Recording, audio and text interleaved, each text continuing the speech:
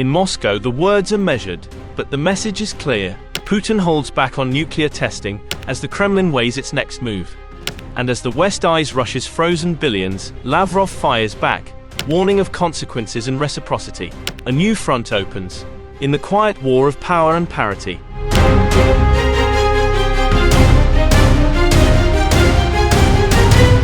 The Kremlin has clarified that Russian President Vladimir Putin has not issued any orders to begin preparations for nuclear testing.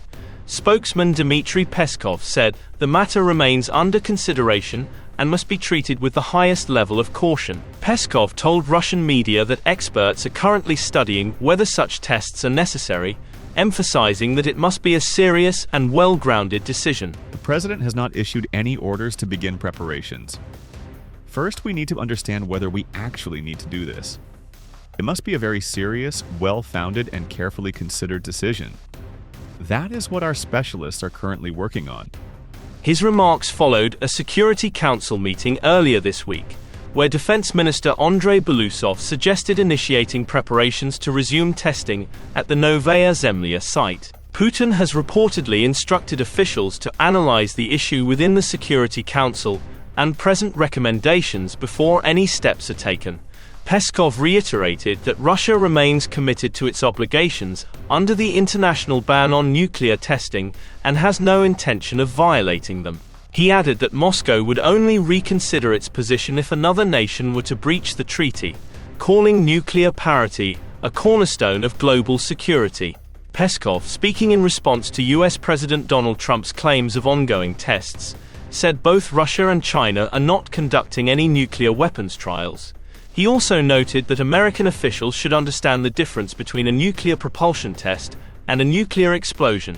On recent demonstrations of the Burevestnik and Poseidon systems, he described them as groundbreaking technologies unique to Russia, representing advances in propulsion rather than weapons testing.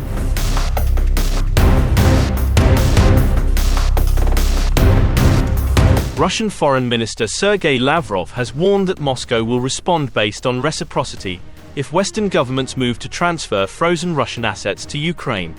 In an interview with Sputnik, Lavrov said any such move would be viewed as an act of economic aggression and would invite a proportional response aligned with Russia's national interests. He stressed that Russia will provide an adequate response to any acts of banditry in accordance with the principle of reciprocity, based on national interests and the need to compensate for the damage caused to us.